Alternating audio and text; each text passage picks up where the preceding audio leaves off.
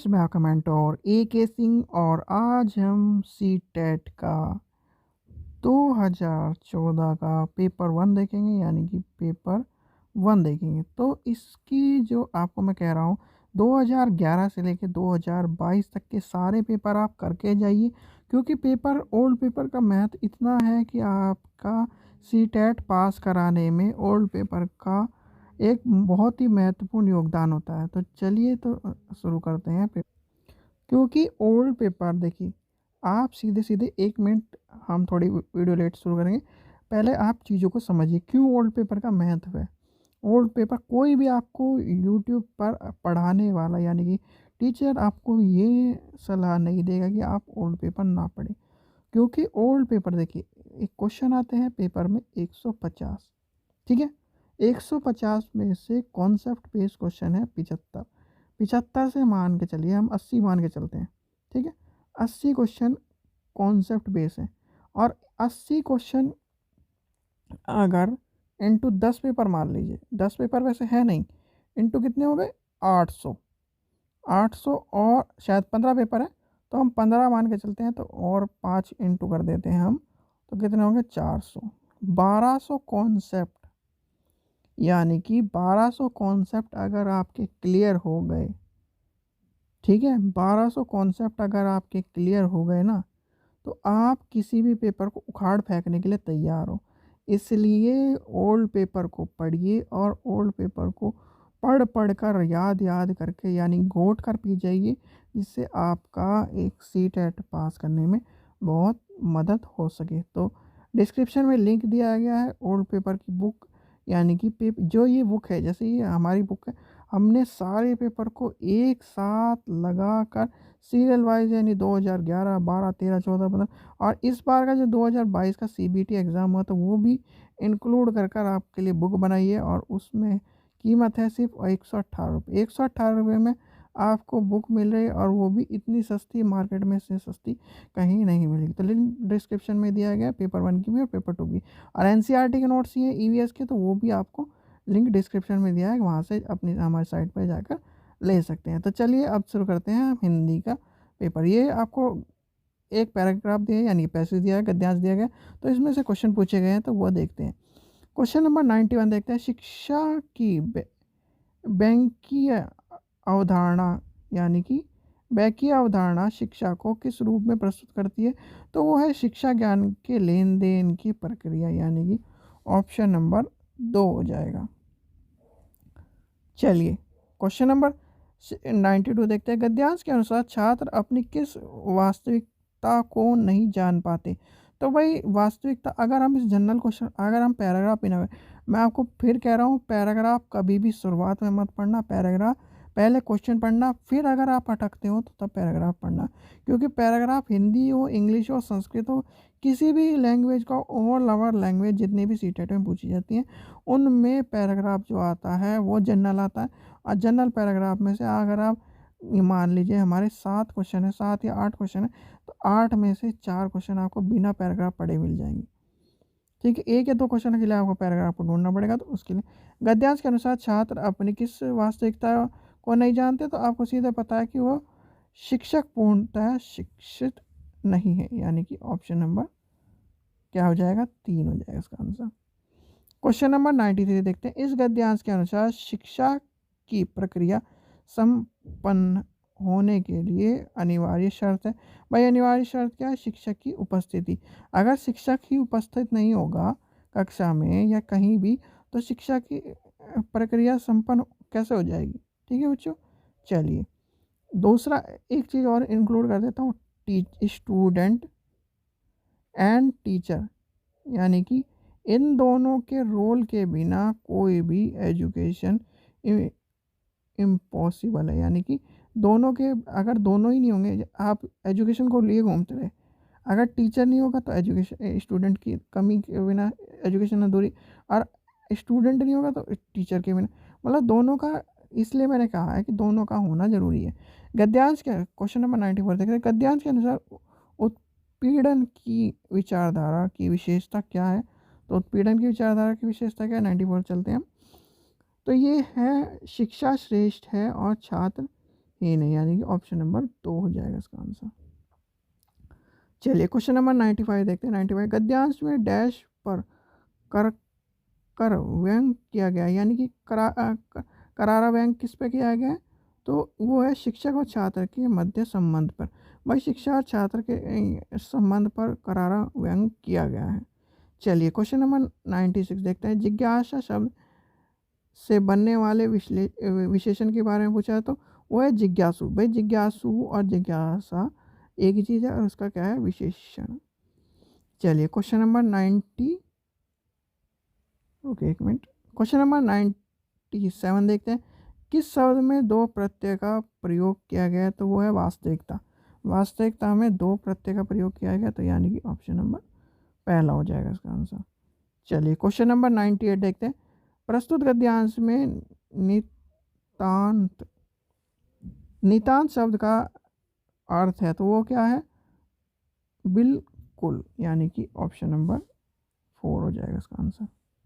तो इसका आंसर हो जाएगा 4। चलिए आगे चलते हैं।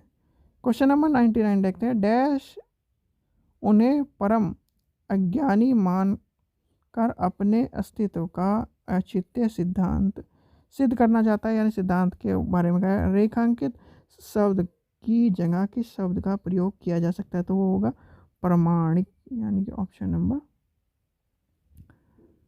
पहला हो जाएगा। क्वेश्चन नंबर, ये पेडागोजी क्वेश्चन है, पेडागोजी क्वेश्चन, तो यहाँ से क्वेश्चन देखते हैं हम। कहानी, कविता, गीत और नाटकों के मध्य से बच्चे क्या होते हैं, अपनी सांस्कृतिक धरोहर से जुड़ते हैं, यानी कि अब देखिए कहानी में भी क्या है ना, बहुत सी कहानी धरोहरों के ऊपर रहते हैं कि पहले इस तरह के लोग, जैसे कबीर की मान लीजिए कहानी, या फिर कविता मान लीजिए, या फिर इसके सूरदास हो गए, इनके तो कहानी हो गई, और प्रेमचंद की इनके सबके कहानी हो गई। तो इन सब चीज़ों से हमें बहुत सारी चीज़ें मिलती हैं और सांस्कृतिक चीज़ों का पता चलता है।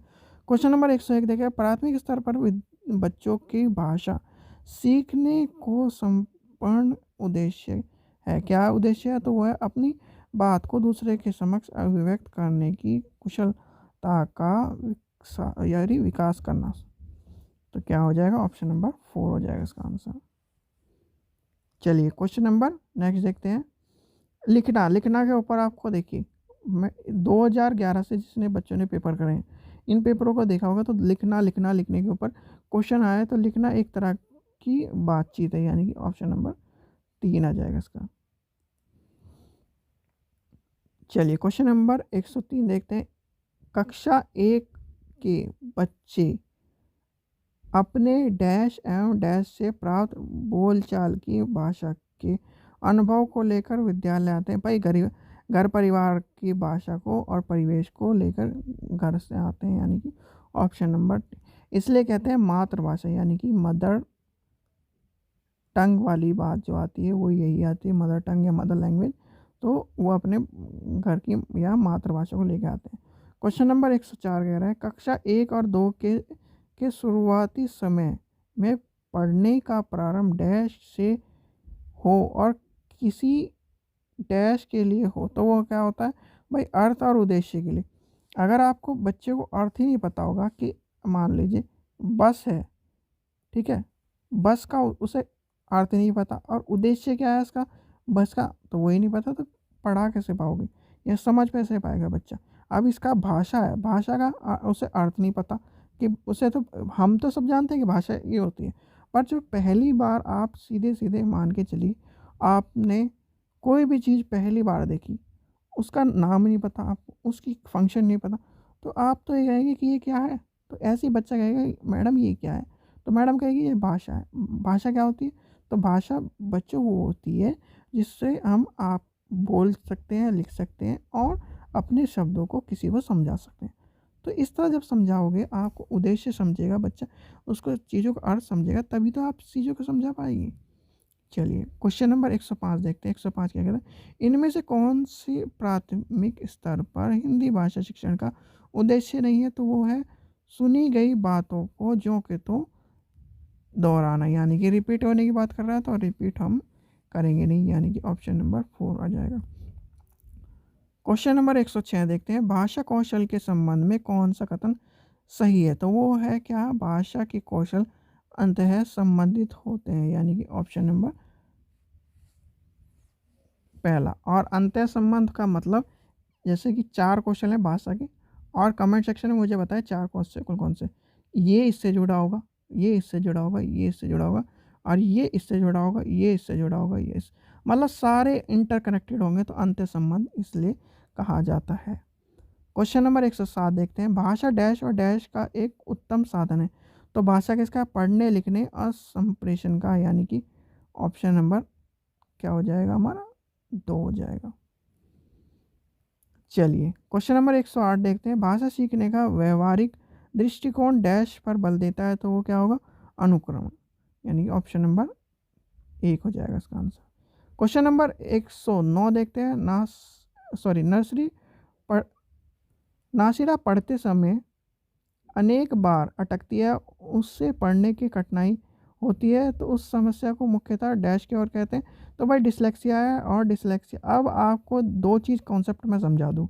यहाँ पर 2 क्वेश्चन आते हैं, एक पढ़ने में कठिनाई होती है, फिर वो दोहराती है, ठीक है, अटकती है, और वो जैसे कि आपने ये पढ़ा कि भाषा कौशल के संबंध में कौन सा, फिर दोबारा संबंध से में यानी रिपीट कर रहा है, तो वो होगा भाषा को, यानी अर्थ के साथ समझने की, यानी कि पूरी तरह से समझने की बात। और एक होता है पढ़ पढ़ पढ़ पढ़ पढ़ पढ़, यानी कि पूरा पूरा पढ़ता चल जाता है, तो वो चीज़ होती है क्या नाम, सिर्फ दोहराना। आपने बहुत से देखा होगा, चाहे टीचर हो कोई भी हो, आपको अटक के या फिर दोबारा रिपीट करके पढ़ाता, तो वो डिसलेक्सिया नहीं है, वो है अर्थ के साथ समझना। 2 कॉन्सेप्ट को समझ लेना, सी टेट में ये पूछा जाता है। अब आप सोचोगे यहाँ पर अगर लिखा आ जाए कि अर्थ के साथ समझना, तो वो गलत हो जाएगा, इसमें आएगा डिसलेक्सिया। तो इसलिए समझना, डिसलेक्सिया क्या है? कठिनाई है, और डिस जो अर्थ के साथ समझना है उसमें रिपीट हो गई बातों को। चलिए क्वेश्चन नंबर 110 देखते हैं, वाइगोत्स्की के विचारों पर आधारित कक्षा में डैश पर सबसे अधिक बल दिया जाता है। तो वो आपको पता ही है, वो है परस्पर अंत्यक्रिया, यानी कि ऑप्शन नंबर 4। और वाइगोत्स्की का नाम आ जाए और अंत्यक्रिया ना आए, तो इसलिए वाइगोत्स्की के आगे अपने परस्पर अंत्यक्रिया लिख लीजिए। भाई एक पेज पर छोटे छोटे, जैसे मैंने कल भी बताया था आपको, एक पेज पर इस तरह के लिख लीजिए शॉर्ट फॉर्म में, जिससे आपको समझ में आए।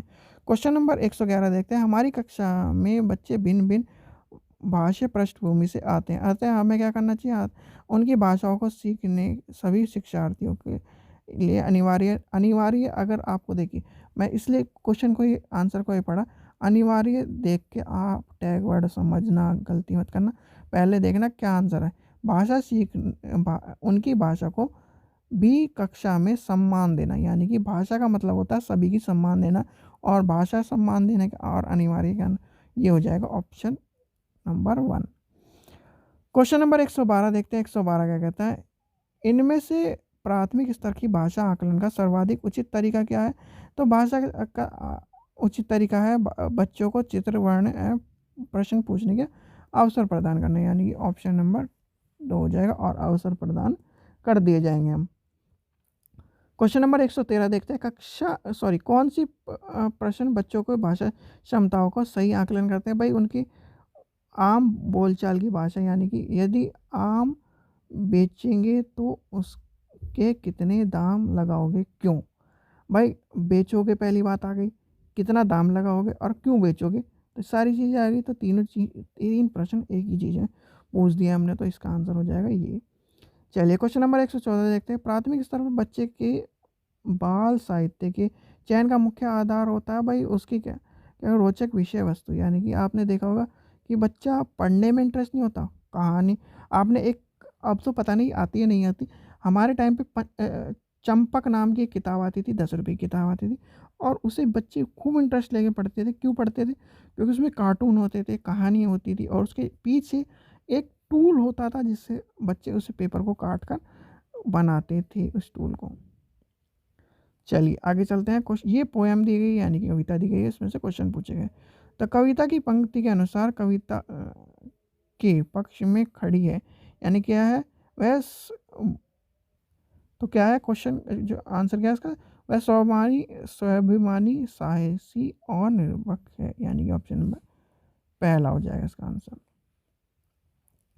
क्वेश्चन नंबर 116 क्या कह रहा है, व्यक्ति की दृष्टि से कौन सी होनी चाहिए, व्यक्ति की दृष्टि कैसी होनी चाहिए, कैसी होनी चाहिए, दूरदृष्टि लेस होनी चाहिए, यानी कि ऑप्शन नंबर 3 हो जाएगा।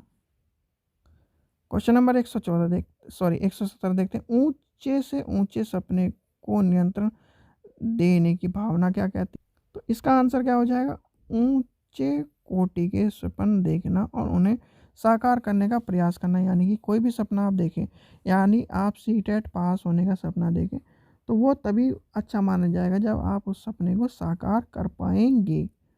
चलिए क्वेश्चन नंबर नेक्स्ट देखते हैं, 118 तुम शब्द का प्राय क्या है, तो वो होगा अंधकार, यानी कि ऑप्शन नंबर 3 हो जाएगा इसका आंसर।